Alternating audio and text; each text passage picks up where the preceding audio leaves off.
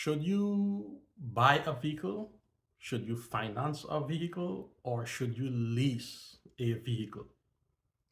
The answers to these questions are very much personal and it depends on your lifestyle and how you understand finance. I personally would much rather lease a vehicle as opposed to financing it or buying one outright cash. Here is why.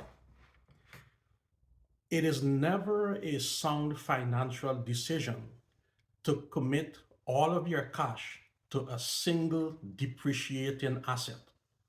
From the moment you drive that car off the lot, it loses value between 10 and 15%. You haven't even sat in the car for a good 5 minutes yet, and it's already worth less than what you pay for it. That is not good financial practice. If you were to finance a vehicle through a loan, you have to do it for at least 72 months or 80 months, depending on the size of the loan. You will also have a hefty interest rate of at least 6%. It does not make sense for you to have that loan on your back for such a long time. It is a commitment you are making to pay for a vehicle that is valued or is worth less than what you owe on it. Compare these two to leasing. I'm going to use the example of the Tesla Model 3 to explain why I would much rather lease than to finance or to purchase a car. As of the filming of this video, the price of the Tesla Model 3 is $39,990. If I were to purchase that vehicle for cash, I would have to pay $41,990 because of a destination fee, which varies based on your location. If I were to finance that vehicle, the cost would be $43,990. This is assuming that I get a 72-month loan at a 5.6% interest rate with a monthly payment of $605.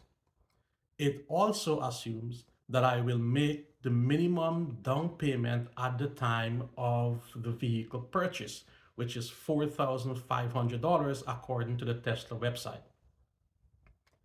If I were to lease the same vehicle, the standard range Tesla Model 3, I could lease it for 36 months and I can choose how much mileage I want.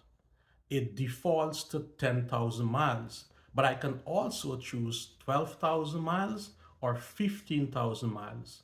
Naturally, the more miles I choose, the more expensive my monthly payment will be. The average American drives 12,000 miles a year. As a result, I will choose 15,000 miles, giving myself a buffer of 3,000 miles.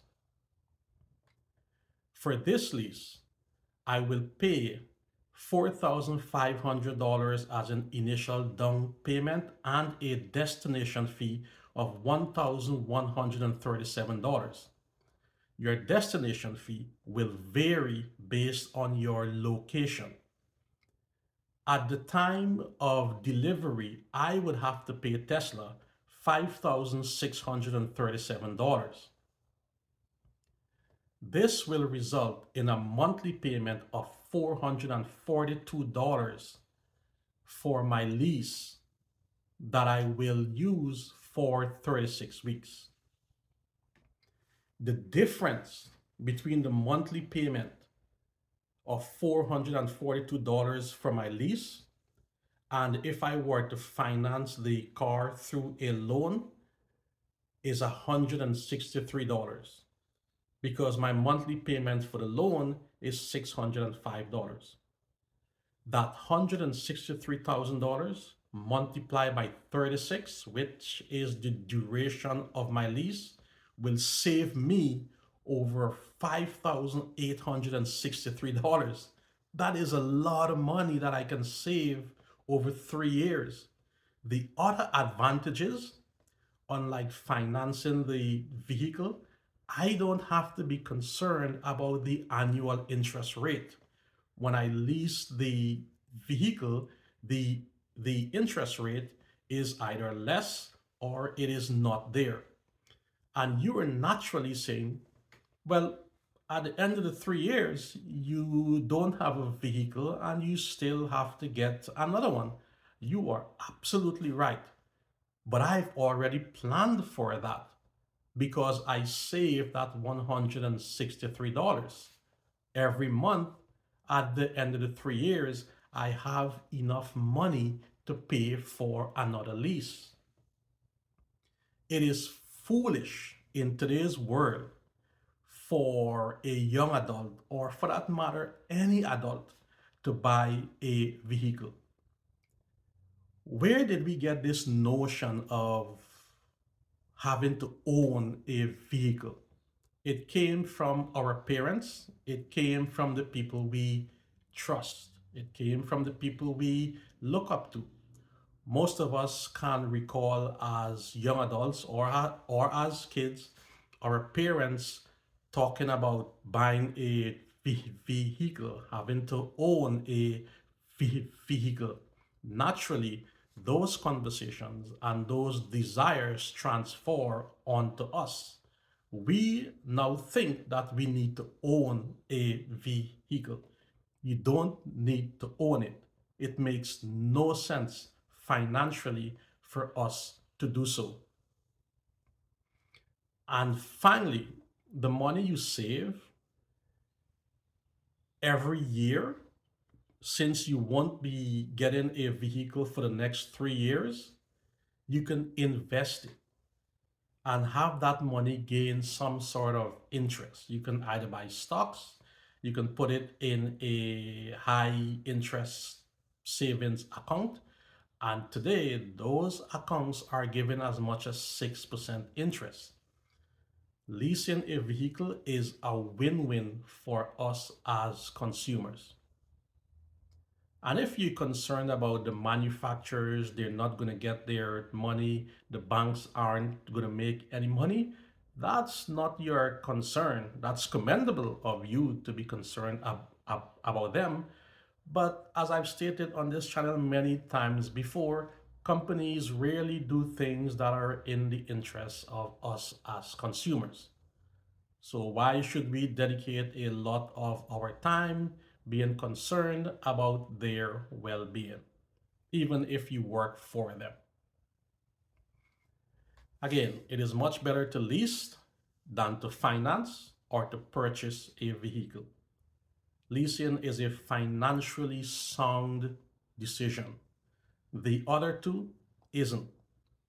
Leasing helps you to achieve your goal of financial stability earlier when compared to financing or purchasing a vehicle outright for cash. And again, it makes no financial sense to occupy so much of your cash in a single depreciating asset, which, by the way, if you drove that car off the lot, whether you bought it cash or you finance it, and you got into an accident, the insurance company is not going to give you the money that you just paid for the car. They're going to give you between $10,000 and $5,000 less because the car had already depreciated. For instance, if you bought a car for $30,000, you drove it off the lot, and within a week or so, you got into an accident, and the insurance company determined that the car is not salvageable, they're not going to give you $30,000 for the car. They're probably going to give you anywhere between 20 and 25,000, leaving you $5,000 in the hole. That's not the place you want to be. All right. If you guys have any questions, comments, or suggestions, oh, one more thing. I also made a video recently about the car buying crisis in America. I will link it to this video. I suggest you go and watch that one next. If you guys have any questions, comments, or suggestions on anything you would like me to cover on this channel, please leave it in the comment section below. This is Mindful Money Management, where I share with you my financial knowledge and encourage you to apply some of the lessons I share with you to achieve your goal of financial stability. Don't forget to subscribe, like, and turn your notification bell on, please. Until next time, spend wisely, my friends. This is Mindful Money Management.